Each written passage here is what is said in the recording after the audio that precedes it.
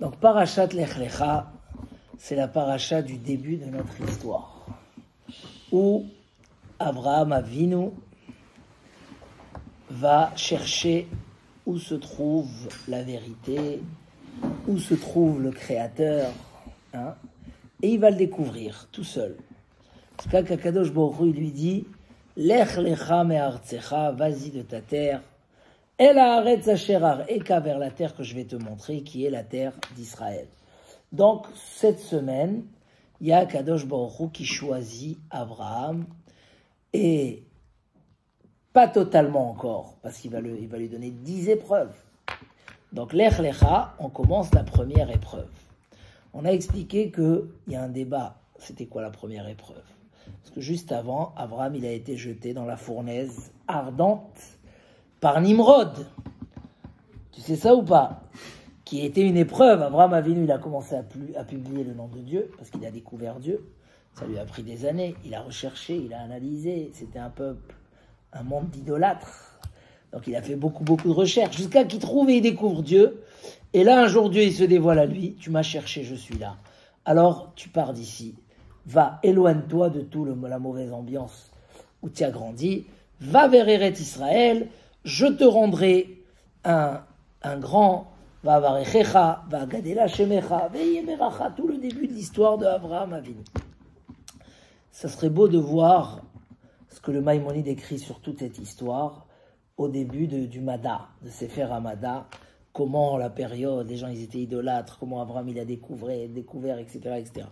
En tout cas, Abraham Avinu devra, pour avoir la promesse de Dieu et être le peuple que Dieu attendait dans ce monde-là, il fallait qu'Abraham traverse 10 épreuves.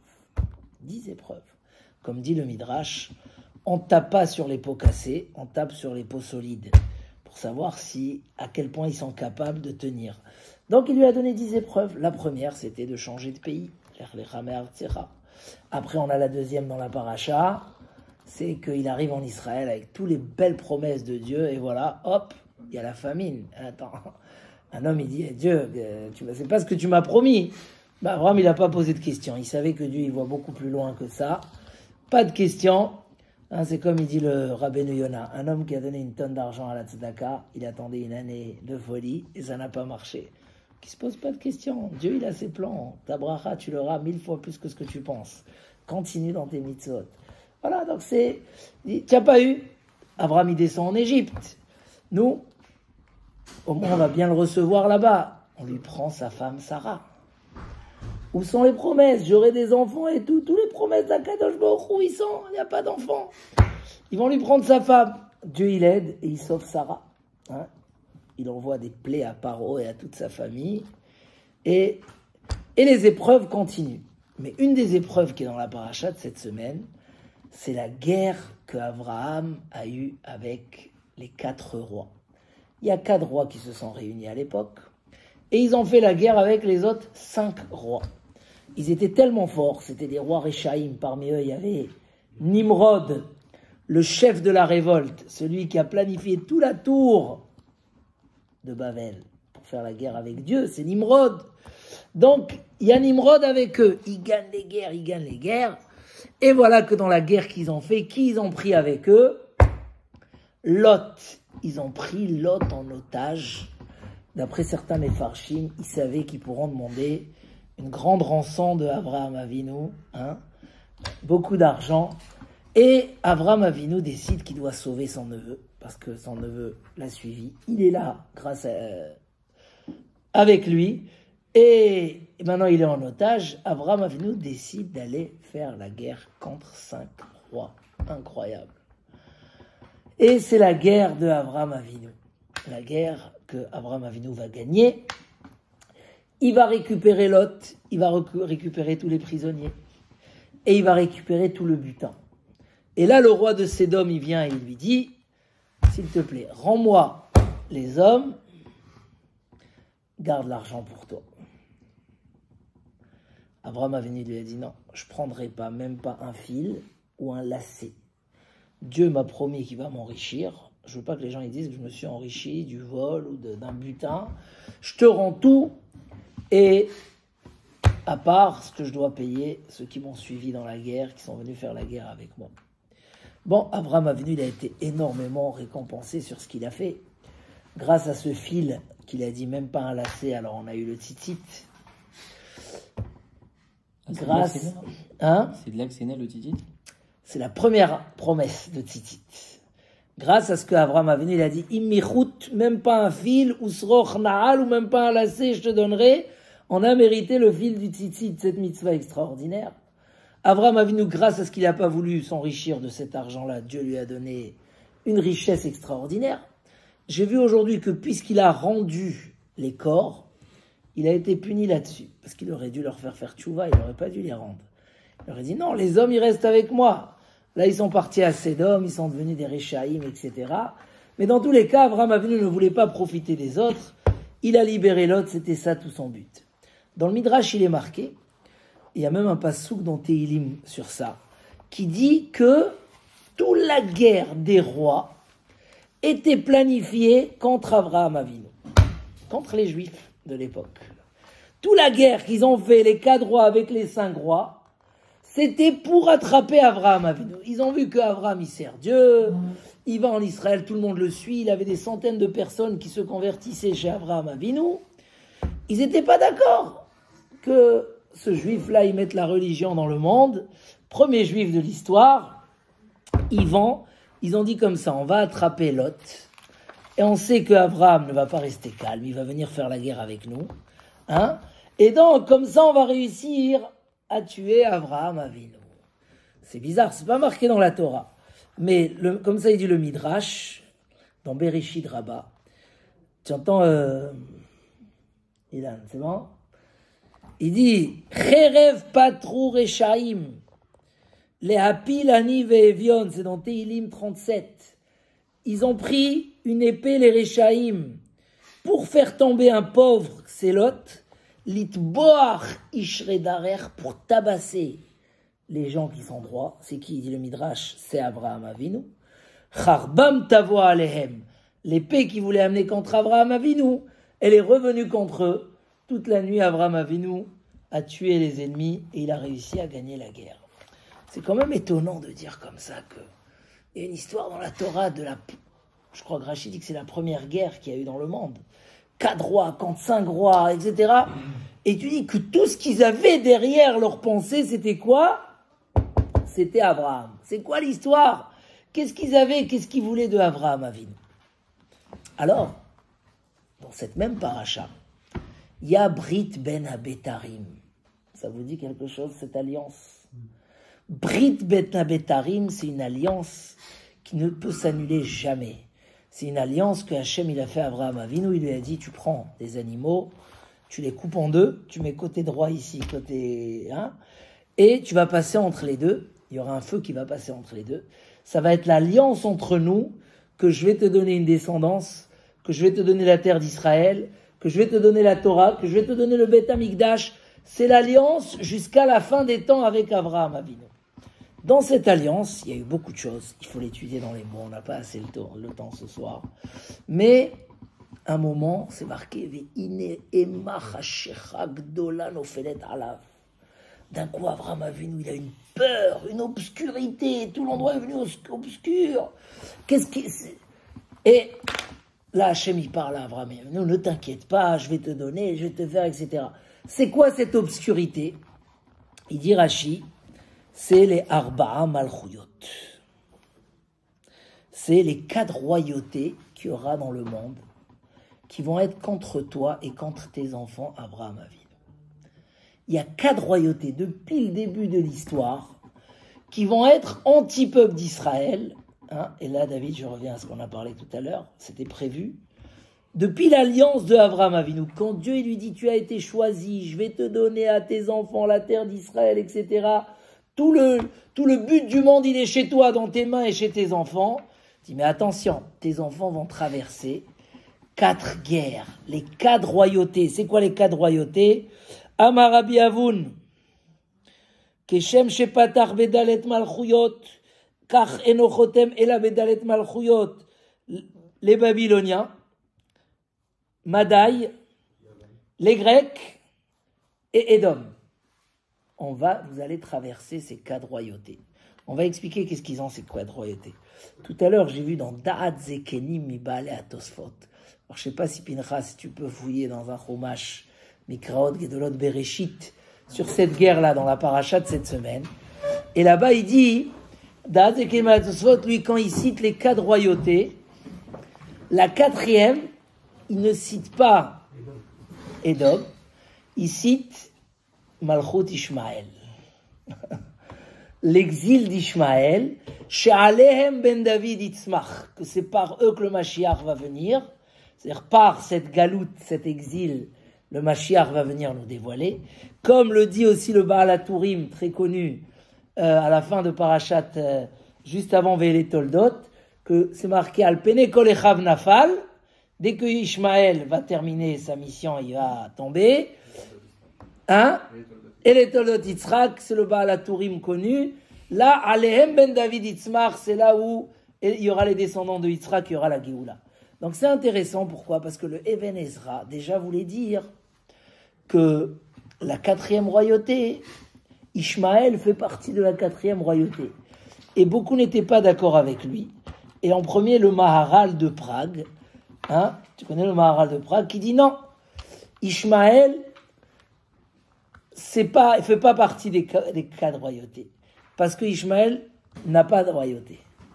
Hein, n'a pas de royauté. Donc, Ishmaël va venir s'associer à la fin des temps. Et là, justement, alors, est-ce que dans celui-là, il y a Da'at Zekenim Ba'alat? Ah ouais, il y a, voilà. Voilà. Donc, tous les Mefarshim ici, ils parlent des 4 royautés. C'est le sujet principal. Et à la fin, il dit...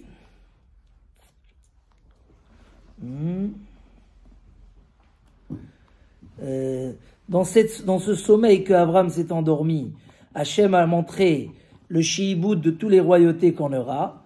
Et donc, il dit Yavan, hein, Paras Madai, et un peu plus bas, voilà, Gdola Malchut Madai, en principe il est court et là il est lent, et il dit...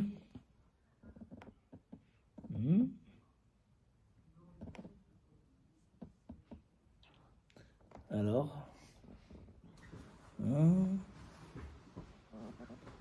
voilà. Zob Malchut Babel, Alav, Veine Ema, Chashecha, Gdola, Nofelet Alav. Donc une grande peur, une obscurité qui tombe, Alav sur lui, et l'Ubne Ishmael tombe sur lui. Chez Alehem ben David Itzmach, que c'est là où le Mashiach va venir. Chez Nehemar, Oiva Valbid Bochet, les ennemis prendront la honte, et c'est ce qu'on souhaite à ceux qui nous ont fait le mal, dernier mal. Vers Allah Yatzitz Nizro, et de lui va venir la couronne qui est Melech HaMashiach. Donc le Even Ezra voulait le faire partie des 4 royautés. Le Maharal il dit non, il ne fait pas partie des 4 royautés, parce qu'il a un autre statut par rapport aux 4 royautés. Eux, ils sont appelés des Chayot, et lui, c'est Père et Adam. Donc c'est 2 choses différentes où Ishmaël va venir à la fin. Le Gaon de Vilna, il dit qu'il y a 2 sortes d'ennemis. Il y a Oyev et il y a Soné. Les Arba Malchuyot, c'était en tant que Oyev. Et un Oyev, une fois qu'il t'a gagné, il se calme. Soné, c'est encore pire. C'est que même quand il t'a gagné, il cherche, il veut quand même te faire souffrir. On parle d'une haine encore beaucoup plus grande qui vient pendant la galoute Ishmaël. Et là, ces Arba Malchuyot sont là depuis le début des temps. Encore avant Avraham Avinu. Va'aretz haïta tohu, vohu, vechosher, l'obscurité, c'est les Grecs, alpene tehom, c'est Malchut Edom.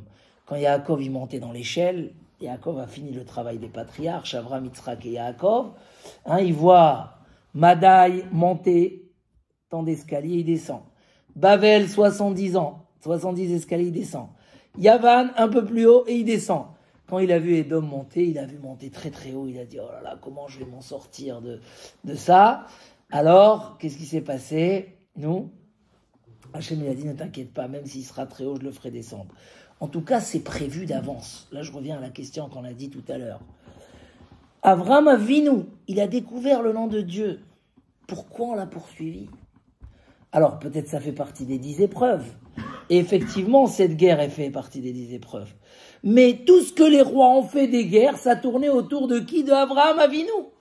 Pourquoi cette haine? Pourquoi il y a 4 royautés? Abraham Avinu, on est en train de lui promettre tous les promesses. Et tes enfants, ils vont venir, ils vont prendre Eretz Israël, les Arachan, Atatieta, Aretz Azot. À tes descendants, j'ai donné cette terre-là depuis Nahar Mitzrayim, Ada Nahar Agadol. Tous les promesses. Et quand même, on lui dit, mais attention, le peuple d'Israël n'a pas un travail facile.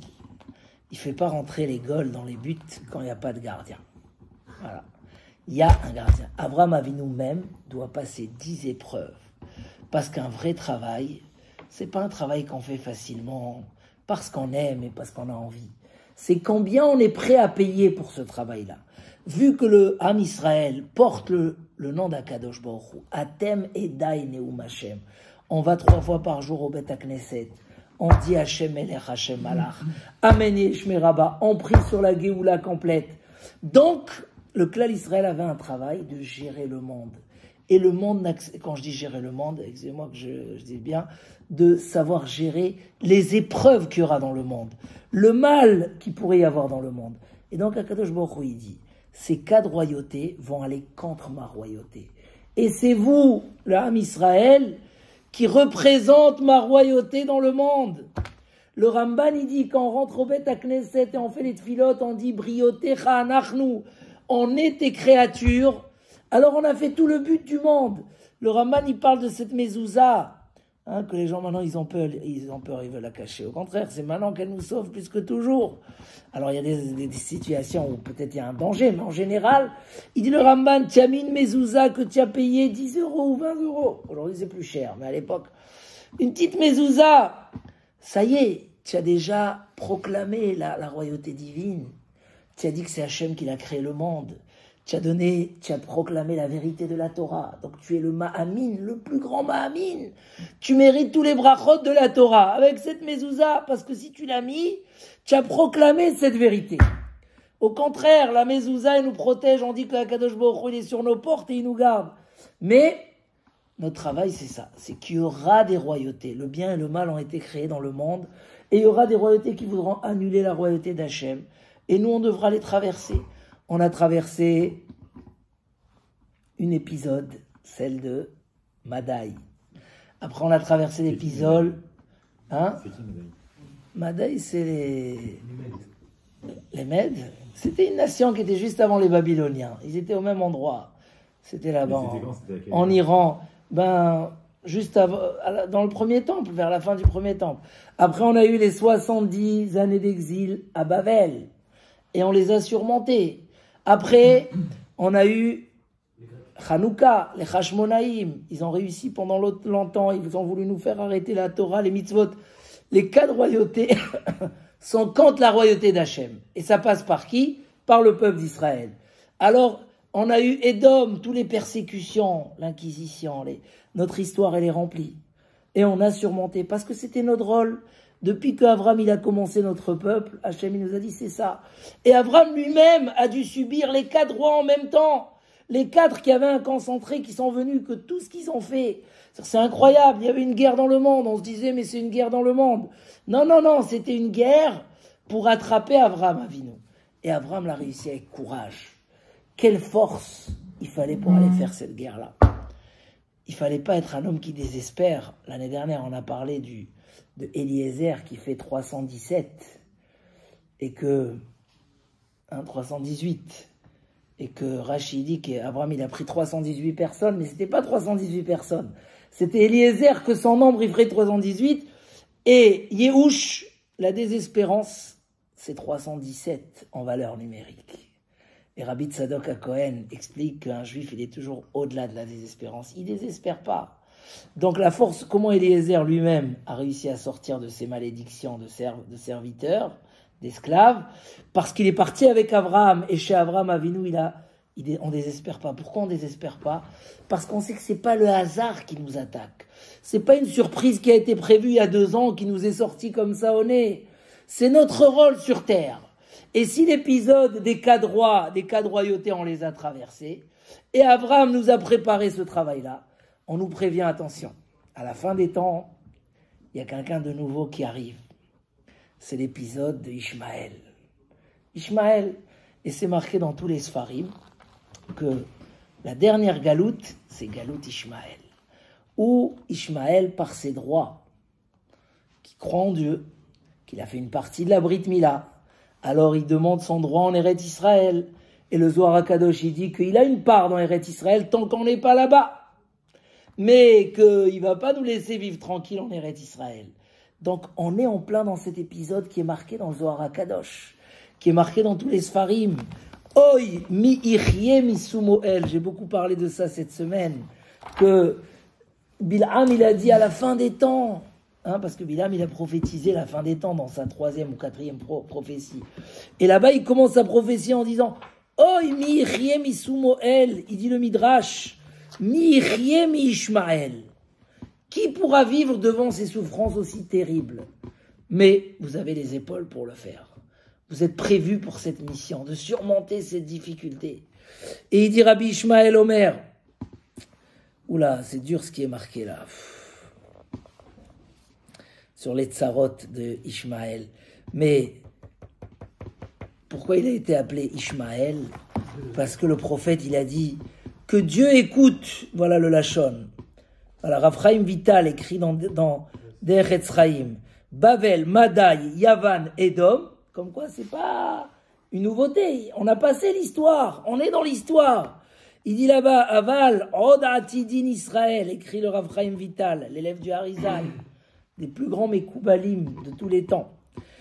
Atidin Israël, Yod Be'acharit Ayamim Begalut Ishmael. Dans la galoute de Ishmael, c'était déjà prévu. Et il dit, Ishmael atidin leatzer al Israël tsarot karot kashot ou meshunot lonirou kemotan. Ils vont faire des tsarot bizarres et difficiles qu'on n'a jamais vu comme eux. Ki ayu rotzim livloa otanu. Ils veulent nous avaler. Et Alehem ben David Ismar, c'est pas que ça nous montre qu'on avance dans le temps et on s'approche à la fin des temps. Et donc, Ishmaël, c'est quoi la solution? Qu'Hachem écoute, il faut prier. Dès que vous voyez ces tsarotes-là, qu'est-ce qui peut vous sauver? C'est la tfila, c'est la avodat Hachem, c'est les mitzvot. Il dit, mais kol hatzarot sheosim le Israël bagalut, mekarev et hageoula. Ça rapproche la geoula, effectivement. Mais, voilà, la solution, c'est vetashuv elav bitshuva, Vekarat Oto Ishmael, c'est la paracha de cette semaine. Kshetikra etrem hara'a vekara Ishmael sheye imanu el tashuv elav bitshuva az karata yeshua chomotecha. C'est le Baal HaTurim aussi, que tu as les 4 royautés ici dans ce pasouk. Vekarat etrem hara'a be'acharit hayamim. Et quand tu vas arriver, alors tu vas appeler Ishmael, tu vas prier vers Akadosh Baruch Hu, et tashuv elav bitshuva, tu reviens vers Akadosh Baruch Hu, az vekarata yeshua chomotecha. Dieu va appeler les murailles pour ta yeshua, ça veut dire il va t'entourer, il va devenir une muraille pour toi, pour te protéger, comme on attend ces moments-là. Donc, ce qui est clair, c'est que la paracha de cette semaine nous parle de l'actualité. La paracha, elle nous parle de l'actualité. Il y a le projet des 4 royautés qui veulent annuler la royauté d'Hachem. Ishmaël, c'est plus dur, parce qu'il croit en Dieu. Donc il vient avec des droits. Mais ça ne change pas que Kiviachol HaKadosh Baruch Hu, il a promis à Abraham toutes ses promesses. Et que nous, on a la Emouna Shlema, et nous, on est Oved Hachem, et nous, on fait la Torah. Combien qu'on va se renforcer dans ces valeurs-là? Alors, Bezrat Hashem, la Yeshua, elle va être avec nous. Amen. Abraham Avinu a fait déjà cette première démarche. La guerre des 4 rois, c'était une première démarche. Il a réussi à la gagner. Il n'a pas eu de Yehush. Nous aussi, dans cette période, il ne faut pas tomber dans la peur, ni dans la panique. Il ne faut pas désespérer. Au contraire, il faut savoir que justement, comme les épreuves sont plus dures, c'est que le destin est plus grand. Pourquoi Abraham a eu besoin de 10 épreuves? S'il a suivi Dieu de lui-même, pourquoi des épreuves? Parce que c'est qu'à travers les épreuves que l'homme il arrive à la vérité qui est en lui. il arrive à décortiquer, et de là est sortie la Neshama du Ben Israël, que dans les souffrances, au contraire, elle devient meilleure. Elle se dévoile encore plus, parce que Abraham Avinu, il a construit quelque chose de pur, de vrai. Il n'a pas servi à Hachem parce qu'il lui a dit tu auras des enfants. Il n'a pas servi à Hachem parce qu'il lui a dit tu auras la terre d'Israël. Il a eu toutes ces épreuves où ça n'a pas marché, toutes les promesses. Et il a su. Et il est arrivé jusqu'à la 10e, celle de la Hakeda. Ata yadati ki yireh Elokim ata. Il y a des moments où on montre à quoi on est vraiment attaché. J'ai lu une histoire un peu marrante cette semaine, mais c'est sur la paracha, que l'homme il se dévoile justement dans les moments où on voit qui il est vraiment. Il raconte là-bas qu'il y avait un homme très très riche dans une ville, mais quand bien qu'il était plus riche, il était plus radin. Impossible de lui faire sortir une pièce trouée pour la tzedaka. C'était une catastrophe, aucune tzedaka. Un jour, le jour de Kippour, pour lui c'était un très grand jour, il priait, machin. On arrive à Neila, il s'évanouit. Donc tout de suite, on le réveille. Il dit, je peux pas, j'ai besoin de boire. Donc on lui donne à boire les shiurim, 4 centilitres, 4 centilitres. Ça marche pas, il arrive. Alors je vous en reviens. Ils sont partis chez le Rav. Ils lui ont dit, qu'est-ce qu'on fait? Est-ce qu'on peut lui donner à boire normalement? Il leur a dit, écoutez, dites-lui que sur chaque verre d'eau, il peut boire, mais sur chaque verre d'eau, il devra donner 10 000 euros à la tzedaka. C'est une histoire vraie. Ils sont partis, ils lui ont dit, ok, tu peux boire, le Rav, il a dit, mais c'est 10 000 euros par verre. Il s'est tout de suite assis, il a dit, ça commence à aller mieux. Et ils ont dit, finalement, tu vois que au moment des épreuves, un homme, il retrouve qu'est-ce qu'il est vraiment. Pour lui, il était tellement attaché à cette chose-là que, voilà, ça lui a donné les forces de sortir. Il dit, c'est exactement ça. Le Klal Israël, dans la difficulté, Atem Nitzavim Hayom, après les klalotes, écrit le Sforno sur la paracha de cette semaine, et je ne vais pas être trop lent. Le Sforno, il dit que Akadosh Baruch Hu, quand il a dit ça à Abraham, ça a démarré quand?